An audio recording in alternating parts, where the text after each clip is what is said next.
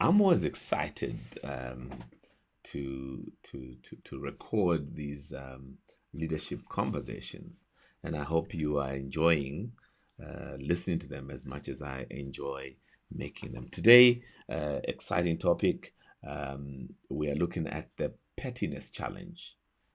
The pettiness challenge. As a leader, like most leaders, you must face and overcome the pettiness challenge. The people we lead are prone to pettiness. You are pursuing this grand vision, and all your followers are focused on are petty issues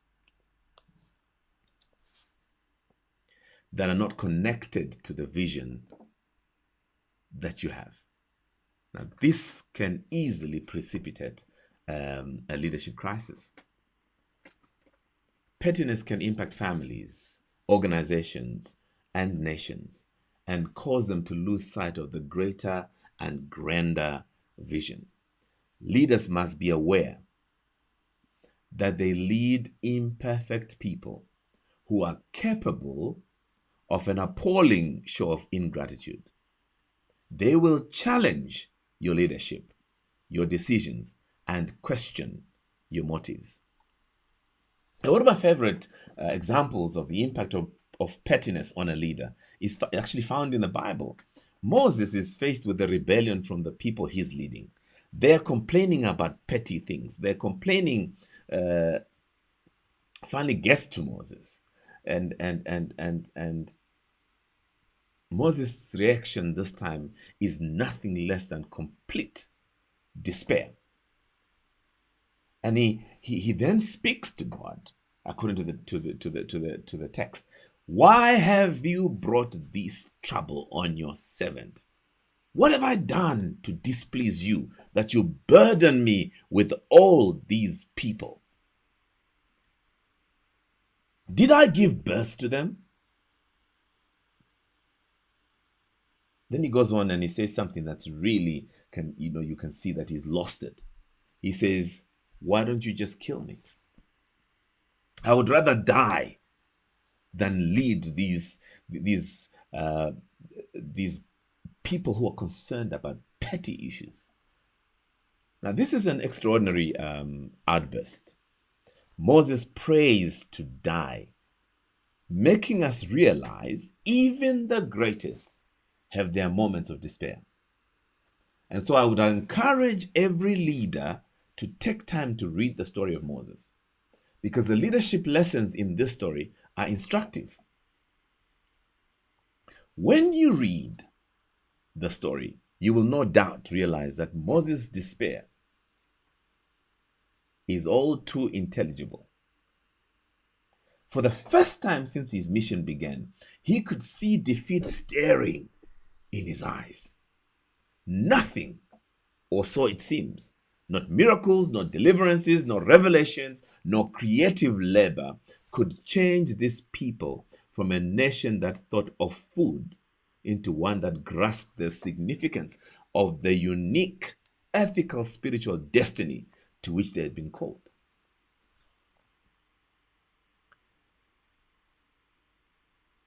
Moses is human.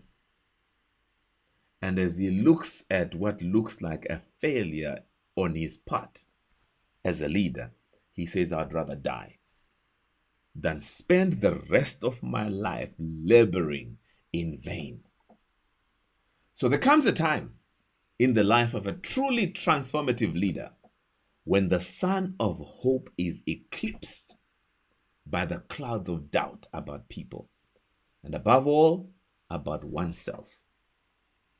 Am I really making a difference? Am I deceiving myself when I think I can change the world?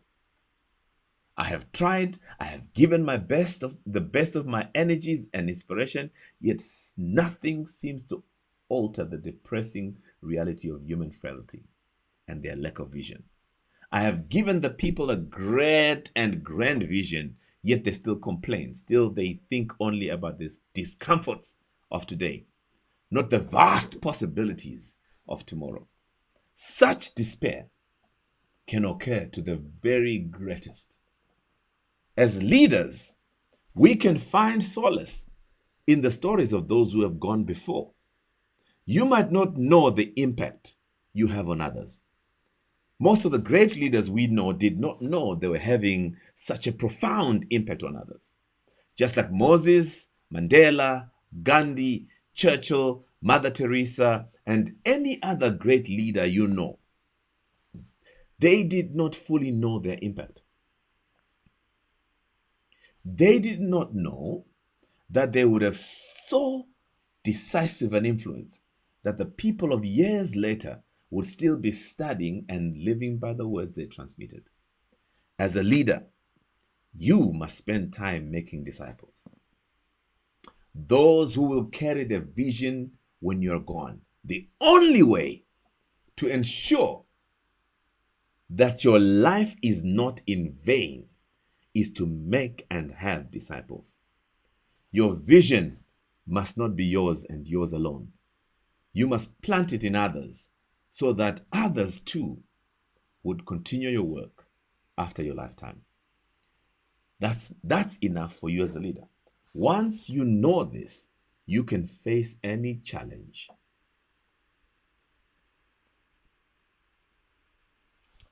There is a message in Moses' crisis for all of us. I remember my late father. When my late father died, time and again people would come and tell us all the kindnesses he had done for them. In some cases, years before. How moving, I thought. And at the same time, how sad that my father was not there to hear these words. What comfort it would have brought to him to know that despite his many hardships, or the many hardships that he faced, the good he did was not forgotten. And how tragic that we so often keep our sense of gratitude to ourselves, saying it out loud only when the person to whom we feel indebted has left this life and we're comforting his or her mourners. Perhaps that just is the human condition. We never really know how much we have given to others. How much the kind word, the thoughtful deed, the comforting gesture changes lives and is never forgotten. In this respect, if in no other, we are like the great leaders of the past. They too were human. They had no privileged access to the people's minds. They had no way of knowing the influence they had on those closest to them. The good we do lives after us. It is the greatest thing that does. We may leave a legacy of wealth, power, even fame, but these are questionable benefits. And sometimes they harm rather than help those we leave them to. What we leave to others is a trace of our influence for good. We may never see it, but it is there. That is the greatest blessing of leadership. It alone is the antidote to despair, the solid ground of hope. Remember, leadership is a burden, a privilege, and an awesome responsibility. Have an awesome day.